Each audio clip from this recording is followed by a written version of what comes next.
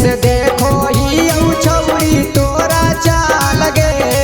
केटा ना छौड़न के कैनी ताहू बारा बात गे अभी से देखो ही छौरी तोरा चाल गे केटा ना छौड़न के कैनी ताहू बारा बात गे भागे न देव हम दूरिया गे बाबा उड़ैब हम दूरिया गे भागे न देव हम दूरिया गे बाबा उड़ैब हम गिरिया गे तारा तो ना बतुरिया गे गोली चलैब हम भिरिया गे तारा तो ना बतुरिया गे गोली चलैब हम भिरिया गे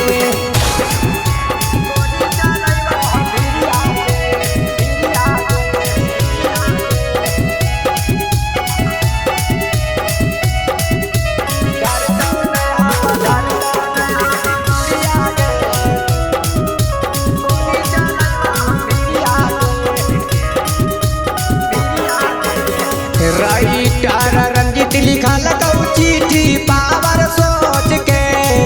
कमलेश बिहारी पकड़ के